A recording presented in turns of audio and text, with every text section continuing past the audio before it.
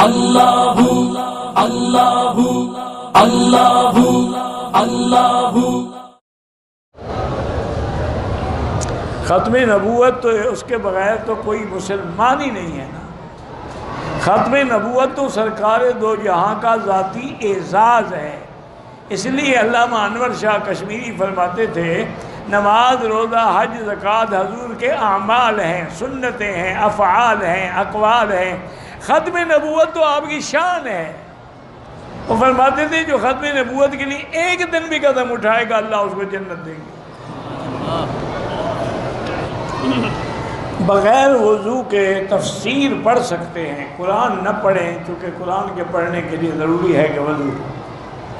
بعض علماء اتنی رعایت کرتے ہیں کہ اگر ہاتھ نہ لگائے اور یاد پڑھ رہا ہو تو پڑھ سکتا ہے، لیکن ادب یہی ہے کہ بغیر وضو کے تفسیر بھی نہ پڑھے۔ پاکستان سے بغیر احرام کے آئے اور یہاں مسجد عائشہ سے احرام باندھے، بالکل دم ہے۔ دم بھی صرف نہیں ہے نا، بڑے عمرے سے بھی تو محروم ہو گیا۔ یہ کیا بات ہے کہ بکرا دے دو گے تو جان چھوٹ گئی؟ اصل جو نعمت تھی وہ تو تم محروم ہو گئے اس سے۔ اپنے ملک سے جو عمرہ کرتے وہ تو چھوٹے حج کے برابر ہے۔ یہ سبحان اللہ، اس نے خوب مسئلہ سمجھا ہے کہ حیض کے ساتھ نیت کر کے آ گئی، طواف نہیں کیا، صفا مروہ دوڑ لی۔ جب طواف نہیں کیا صفا کیسے ہو گئی؟ میری بیٹی تم نے تو نشئی والا کام کر دیا ہے نا۔ نشئی تھا نا، وہ بیچارہ جاتا پیشاب کرنے کے لیے، وہ بیٹھ جاتا، پیشاب لمبا ہوتا ہے نشئیوں کا بھنگیوں کا، تو وہ پانی بہہ جاتا، دیکھتا لوٹا خالی، پھر لوٹا بھر کے آتا، پھر لوٹا، تیسرے دفعہ اب لوٹا بھرا، کہنے لگا اچھا اب استنجا پہلے کروں گا، پیشاب بعد میں کروں گا۔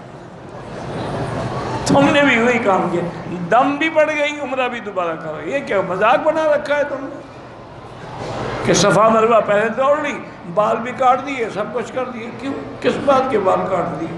طواف جب نہ ہو صفا مروہ نہیں ہو سکتی۔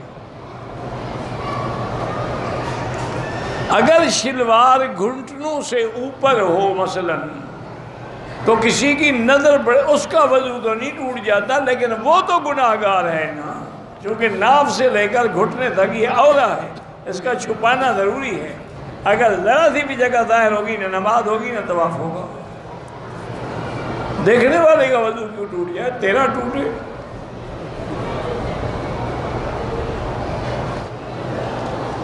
اگر سود کی رقم ہے تو اس کو کسی بھی غریب کو بغیر نیت ثواب کے دے دو، چونکہ اگر تم نہیں لو گے تو بینک والے تو بڑے مگرمچھ ہیں، وہ تو اور کھا جائیں گے، ان سے تو لے لو نا کم سے کم۔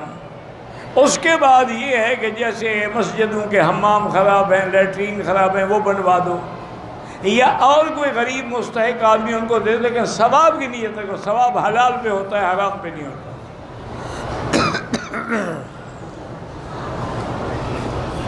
کسی عالم دین کو کرائے کا مکان دلا سکتے ہیں؟ بالکل نہیں۔ عالم دین اس لیے نہیں ہوتا کہ وہ حرام کے مکان میں رہیں، یہ خدمت کرتے ہیں علماء کی، حرام کے پیسوں سے مکان کا کرایہ دے گا۔ جب تم یہی کرتے وہ بھی انشاءاللہ تمہیں 11ویں 12ویں سے نہیں نکلنے دیں گے۔